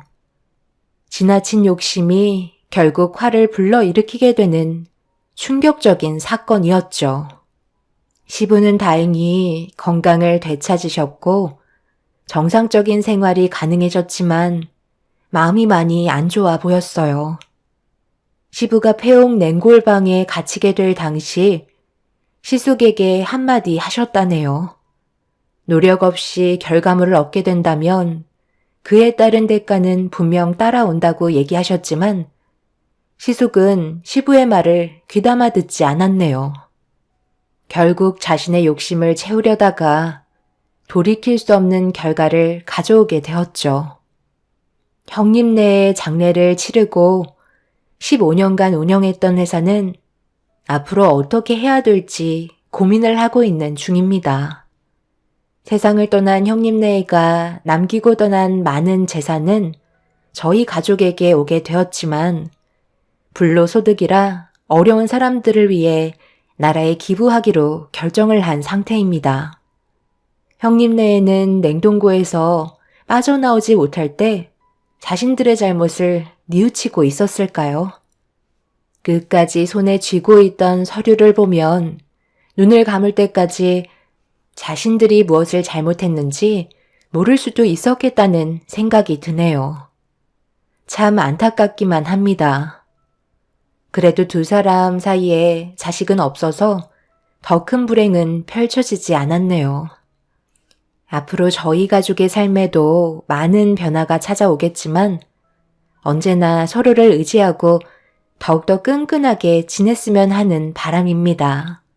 제 사연을 들어주신 여러분들께서도 언제나 행복하시고 돈보다 가족을 먼저 챙기시길 바랍니다. 감사합니다. 안녕하세요. 저는 인천에 살고 있는 30대 초반 여자입니다. 결혼한 지 얼마 되지 않아 충격적인 일을 겪게 되었는데요. 불과 몇 달 전까지만 해도 엄마가 즐겨 들으시던 사연 방송에 도움을 받아보고자 이렇게 글을 쓰게 되었습니다. 결혼하기 전부터 시어머니가 어느 정도 성격이 강하신 분이시라는 건 알고 있었는데 이게 문제가 될 거라곤 전혀 상상조차 하지 못했었어요. 결혼 이후 엄마의 건강 상태가 더욱더 많이 안 좋아지셔서 제가 거의 옆에 붙어 있는 시간이 많았어요. 남편도 엄마에게 주어진 시간이 많지 않다는 걸 알고 있었기 때문에 퇴근하면 병원으로 곧장 달려와 줬었죠. 그런데 이런 상황을 시모는 마음에 들어하지 않았어요. 결혼하고 나서 거의 매일 병원에만 붙어 있으니 그 모습이 꼴보기가 싫으셨는지 어느 날 시모가 집으로 저를 부르셨고 어쩔 수 없이 남편과 함께 시댁을 찾아가야만 했습니다. 시모는 화가 많이 나셨는지 현관문을 열고 들어가자마자 저에게 삿대질을 하시면서 며느리 역할을 제대로 하지 않아 마음에 들지 않는다고 병원에 가는 횟수를 줄이라고 집안이 떠나갈 정도로 목소리를 높이셨습니다. 시모의 말에 너무 어이가 없어서 그 말을 따를 수 없다고 했어요. 그래서 지금 내 말을 따르지 않겠다는 거니? 사부인이 아무리 병원에서 암투병하고 계시다곤 하지만 그래도 그렇지. 하루도 빠짐없이 매일 병원에서 시간을 보내는 게 말이 된다고 생각하니? 너는 내가 눈에 안 보이는 거야? 내 아들은 너랑 결혼하고 나서 뭔 죄니? 매일 우울해야 되고 제대로 된 생활이 안 되는데 꼭 이런 식으로 행동해야 되겠어? 내 성격 대충 알고 있으면서 꼭 이런 식으로 나와야 되겠니? 일주일에 2번만 병원에 가도록 해라. 어차피 갈 사람은 가게 되어 있다. 어머님, 말이 너무 심하신 것 같아요. 입장을 바꿔서 생각해 보세요. 어머님이 암투병 하시면서 시간이 얼마 남지 않으셨는데 제가 이 사람한테 일주일에 2번만 어머님 뵈러 가라고 하면 안 서운하시겠어요? 병원에서 정해준 시간이 6개월이긴 하지만 상태가 더욱더 악화가 되면 6개월보다 더 짧아질 수도 있다고 하셨어요. 그럼 제가 저희 엄마와 함께 할 수 있는 시간이 이제는 정말 얼마 남지 않았다는 건데 그 시간 동안 최대한 많은 대화를 나누고 옆에 있어주고 싶은 제 마음이 문제가 된다는 거예요? 아무리 생각해봐도 어머님이 얘기하신 일주일에 2번만 병원에 가라는 조건은 들어드릴 수 없을 것 같아요. 내가 지금 좋게 얘기하고 있는 거 안 보이니?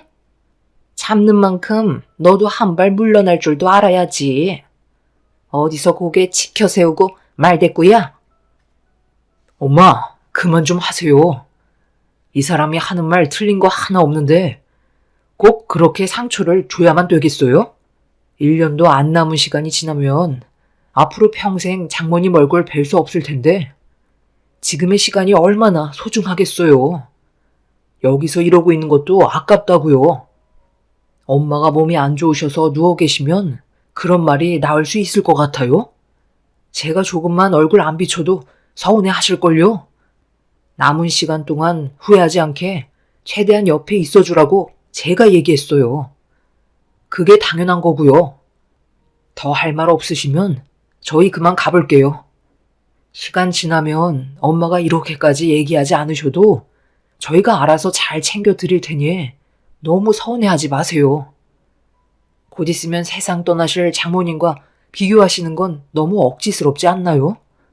나중에 다시 연락드릴게요. 남편도 시모의 말에 어이가 없었는지 더 이상 대화하고 싶지 않다며 자리에서 일어났어요. 저희가 그렇다고 시모에게 못한 것도 아니고 틈나는 대로 최대한 챙겨드리려고 정말 많이 노력하고 있었는데 시모는 저와 남편이 병원에 입원해 계신 엄마한테 좀 더 집중이 되어 있다고 그 모습을 마음에 들어하지 않으셨죠. 어떻게 환자랑 비교를 하시는지 이해할 수가 없었어요. 시모는 건강하시지만 엄마는 저와 함께 할 수 있는 시간이 몇 달밖에 안 남았는데 그걸 이해해주지 못하셔서 제가 오히려 시모에게 더 서운했던 것 같아요. 그래도 제 옆을 지켜준 남편이 있어서 참고 넘어갔었어요. 오히려 남편이 대신 사과할 정도로 시모의 행동은 이해할 수가 없었네요. 그렇게 매일 엄마 옆에서 시간을 보내며 시모가 서운해 하실까봐 최대한 비위를 맞춰드리며 체력적으로 힘든 날들을 보내고 있었습니다. 매일같이 엄마의 몸이 좋아질 수 있을 거라는 희망을 버리지 않았는데 의사는 저에게 절망을 안겨주고 말았습니다. 더 이상 병원에서 치료를 받는 게 의미가 없다면서 주변 정리를 할 수 있는 시간을 주길 원하셨어요. 그 말을 듣는 순간 가슴이 철렁 내려앉아 버렸고 병실에 들어가 엄마 얼굴을 보게 되면 쉬지 않고 눈물을 쏟아내게 될까봐 화장실에서 한참 동안 오열을 하고 말았습니다. 엄마 앞에서 눈물을 쏟아내고 싶지 않아 눈물 나오지 않을 때까지 쉬지 않고 울고 말았네요. 그렇게 꽤 오랜 시간 동안 화장실에 있다가 병실에 들어가 엄마에게 의사가 했던 말을 전달해 주었고 엄마는 생각보다 덤덤한 얼굴로 서둘러 집에 가서 쉬고 싶다며 소지품을 정리하셨습니다. 남편의 도움을 받아 그동안 병원에서 생활했던 짐들을 전부 차에 옮겨 실은 뒤 친정으로 돌아와 정신없이 집안 청소와 함께 물건들을 정리하고 있는데 시모에게 전화가 왔어요. 그날 시모가 저녁 한 끼 하자고 약속을 잡으셨는데 엄마의 퇴원 수속 때문에 까맣게 잊고 있었고 시모는 식당에서 남편과 저를 기다리고 있었습니다. 워낙 정신이 없어서 깜빡하는 바람에 시모에게 상황을 설명한 뒤 엄마한테 상황을 설명드리고 서둘러 식당으로 향하려는데 시모는 화가 많이 나셨는지 오지 말라는 한마디 하시고 전화를 끊으셨어요. 남편과 제가 시모에게 몇 번이나 전화를 걸어봤지만 시모는 받지 않으셔서 상황이 안 좋아질까봐 서둘러 식당으로 갔는데 시모는 이미 자리에 안 계셨죠. 결국 시댁에 들어가니 시모가 붉어진 얼굴로 고개를 돌리고 계셨습니다. 어머님, 죄송해요. 아까도 말씀드렸지만 오늘 엄마가 병원에서 퇴원을 하셨거든요. 그래서 정신없이 움직이다 보니 깜빡하고 말았어요. 지금이라도 저희 나가서 외식해요. 기분 많이 상하셨어요? 다음부터는 이런 일 없도록 할게요. 내가 아무리 생각해봐도 이건 정말 아닌 것 같거든? 시애미를 어떻게 생각했으면 나를 이렇게까지 무시하는 거야? 정신없어서 까맣게 잊고 있었다는 말이 지금 내 앞에서 나오니? 안 되겠다. 내일부터 내 집에서 생활하도록 해라. 출가외인이라는 말도 있잖아. 사부인이 퇴원수속 밟으셨으면 알아서 잘 지내시겠지.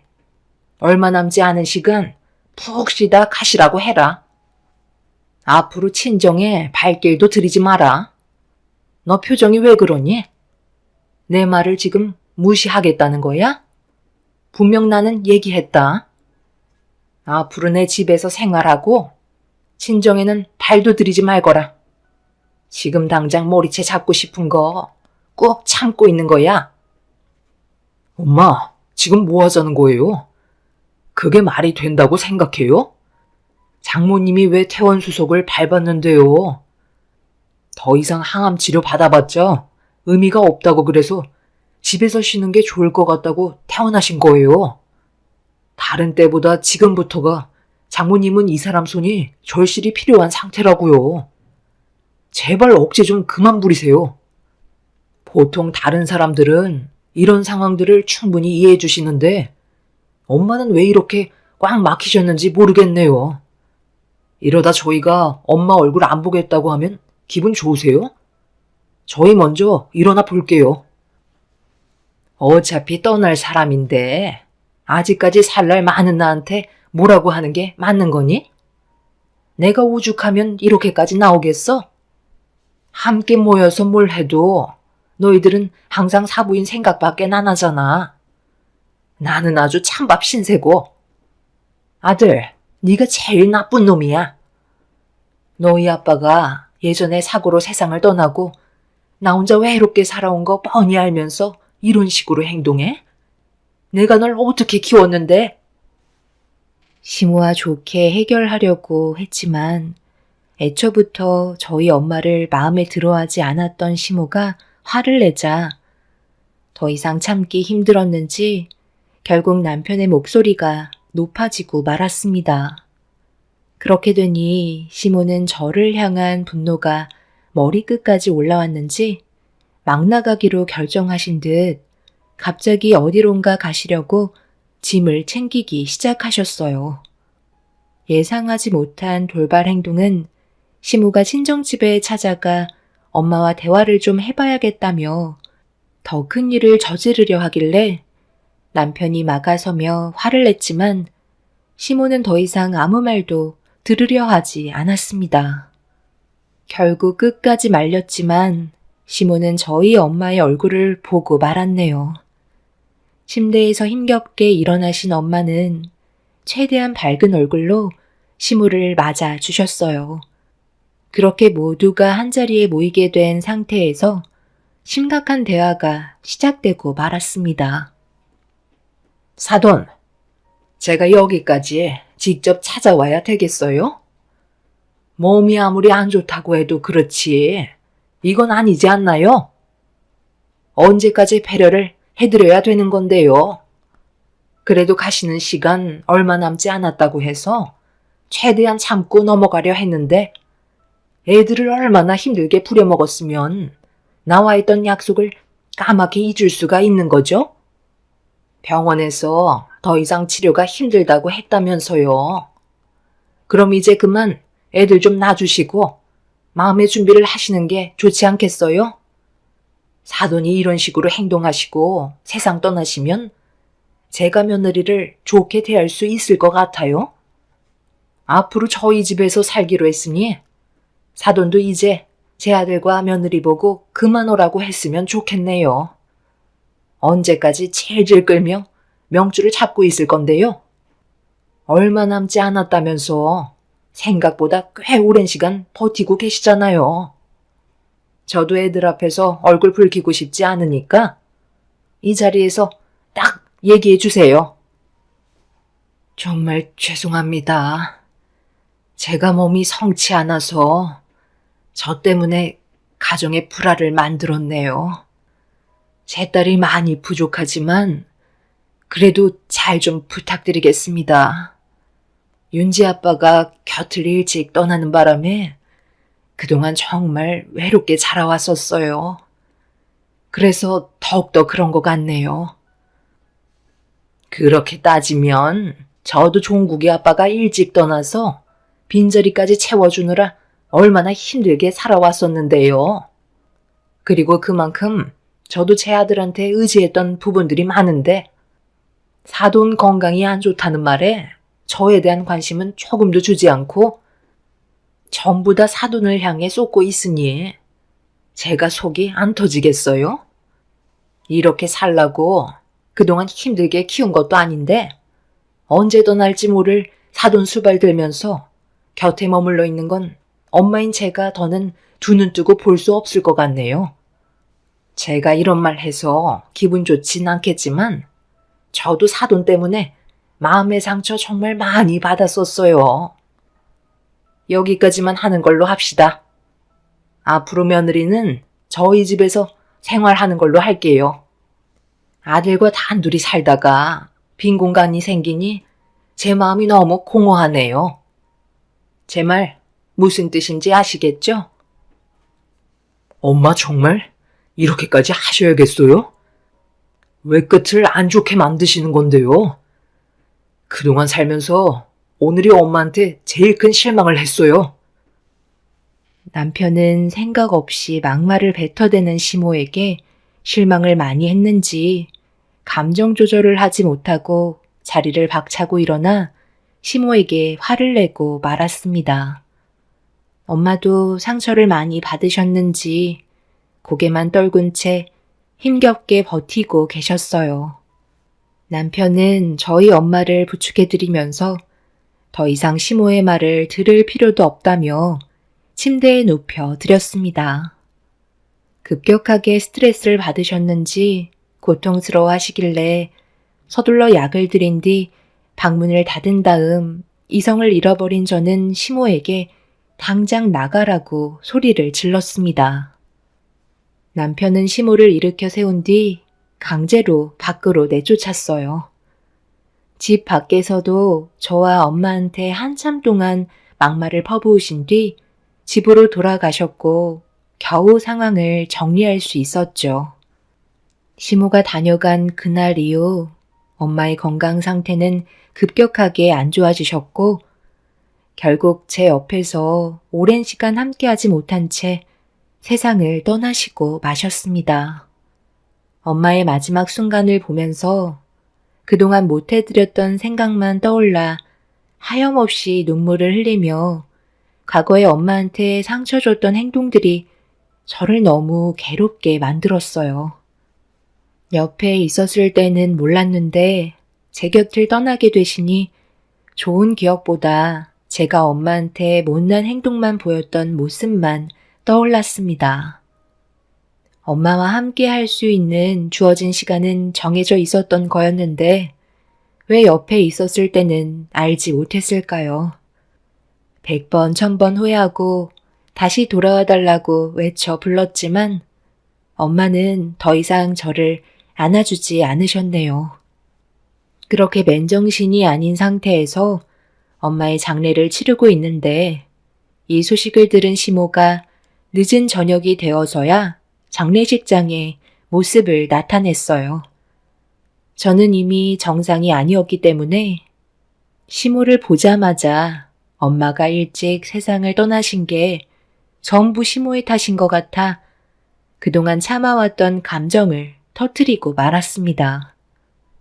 장례식장이 떠나갈 정도로 소리치며 엄마가 세상 떠난 게 전부 다 시모 탓이라고 목이 터져라 화를 냈네요. 이게 왜 내 탓이니? 갈 때가 됐으니까 간 것뿐인데 내가 명을 재촉했다는 건 너무 억지 아니야? 어차피 병원에서도 더 이상 손을 쓰지 못해서 퇴원시킨 걸 왜 나한테 탓을 돌리고 그래? 내 잘못 조금도 없으니 장례식장에서 그만 소리치거라. 참으시는 거 조금도 참지 그러셨어요. 저희 엄마한테 시간이 많지 않다는 거 모르시는 것도 아니시면서 꼭 그렇게까지 하셨어야 됐어요? 저희 엄마가 편히 눈을 감으셨겠냐고요. 저는 오늘 이 시간 이후로 어머님의 며느리를 하지 않겠어요. 그래서 지금 나랑 인연을 끊어내기라도 하겠다는 거니? 갈 사람은 어차피 가게 되어 있는 건데 끝까지 가보자는 거야? 시모도 더는 화를 참기 힘드셨는지 얼굴을 붉히시며 저에게 쉬지 않고 막말을 퍼부으셨어요. 결국 장례식장은 난장판이 되었고 남편은 시모와 저를 말리면서 안 좋은 상황을 수습하려 했지만 둘 다 이성을 잃어버린 터라 남편으로는 역부족이었습니다. 그렇게 엄마 영정사진 앞에서 몸싸움이 벌어졌고 시모와 저는 더 이상 좋은 관계로 발전할 수 있는 건 아무것도 없었습니다. 서로에게 상처를 주기 위해 막말을 주고받던 도중 시모는 저희 엄마가 세상 떠난 목숨값인 부의금으로 시댁 집안을 리모델링 해야겠다면서 갑자기 부의금함에 있던 돈 봉투를 전부 다 꺼내어 시모의 가방 안에 집어넣기 시작했어요. 엄마, 지금 뭐 하시는 거예요? 한두 살 드신 것도 아니면서? 왜 애들처럼 행동하세요? 가방 이리 돌려주세요. 너 보고 온 사람들도 있는데 내가 왜 이 돈을 돌려줘야 하는 건데?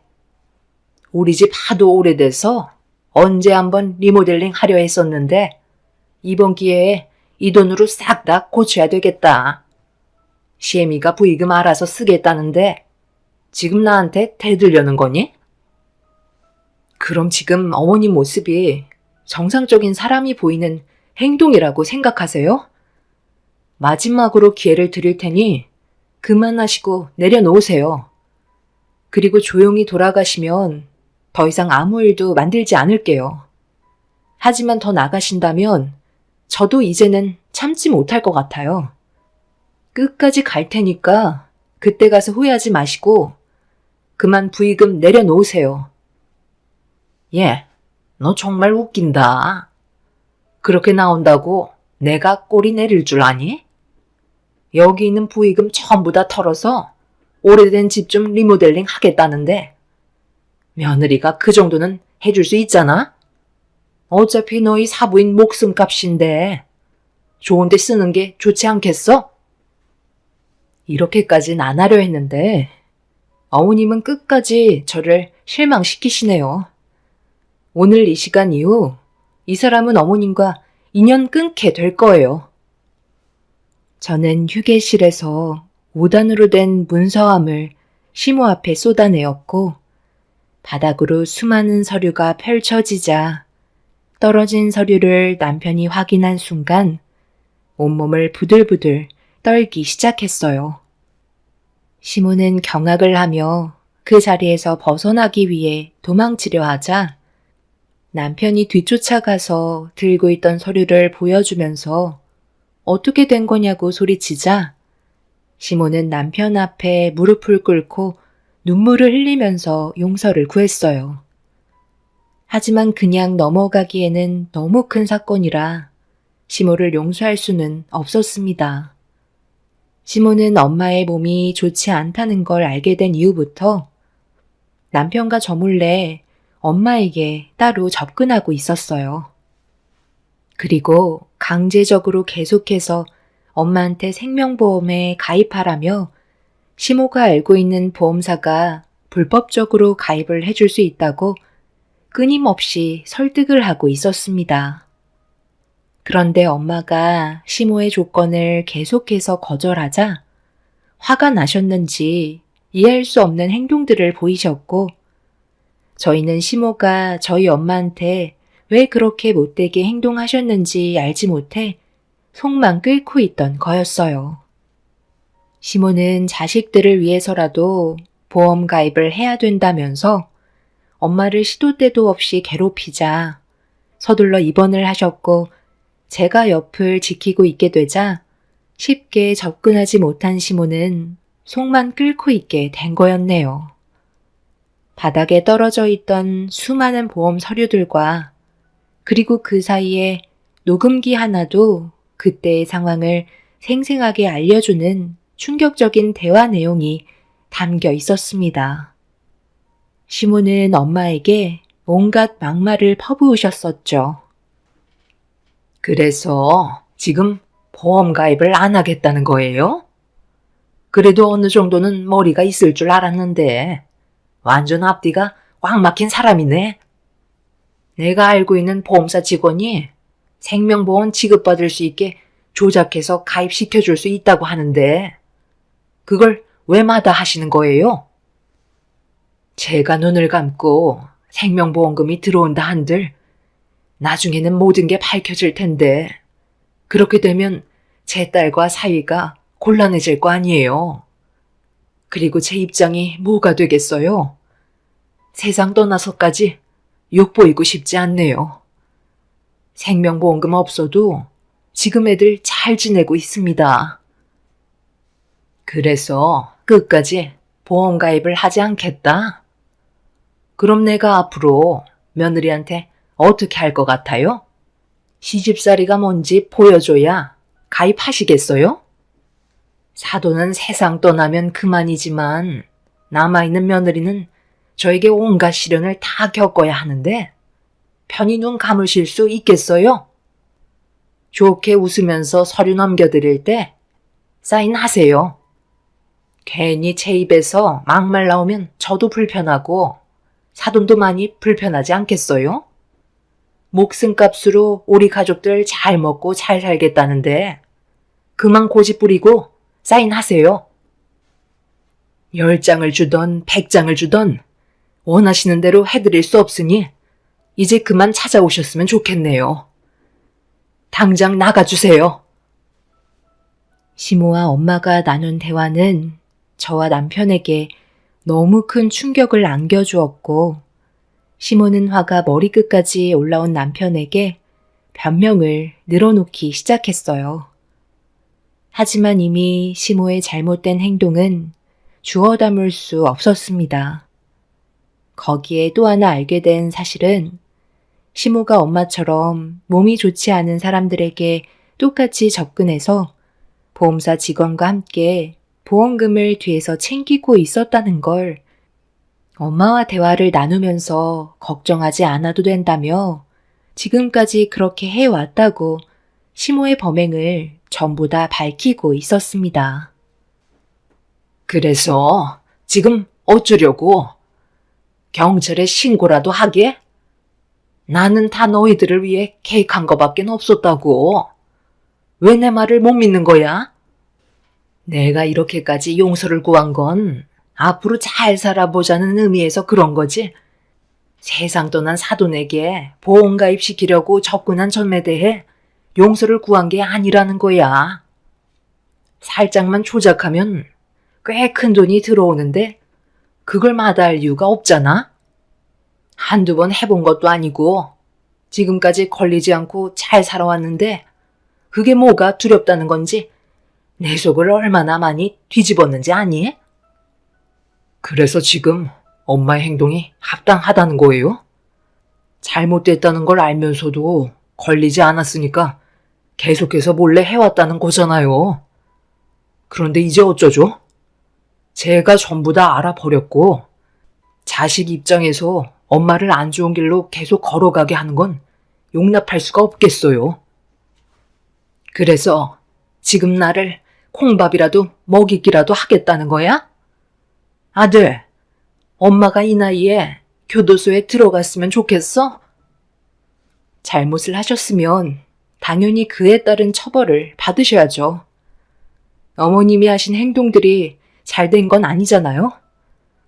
지금 경찰 불렀으니 잠시 뒤 도착할 거예요. 어머님은 저희 엄마가 최대한 빨리 세상 떠나길 바라고 계셨었나 봐요. 정말 사람의 사악함은 끝도 없는 것 같아요. 저도 어머님이 처벌 받으실 때까지 멈추지 않을 거니까 끝까지 한번 해보자고요. 절대 용서하지 않겠어요. 시모는 무엇을 잘못했는지 전혀 인지하지 못하고 계셨어요. 결국 경찰들이 장례식장에 나타나게 되면서 상황은 종료가 되었습니다. 현재 시모는 범행을 저지른 사람과 함께 법적인 처벌을 받기 위해 구치소에서 대기하고 있는 중이지만 시모는 저와 남편에게 잘못된 부분에 대해 진심으로 용서를 구하지 않고 계세요.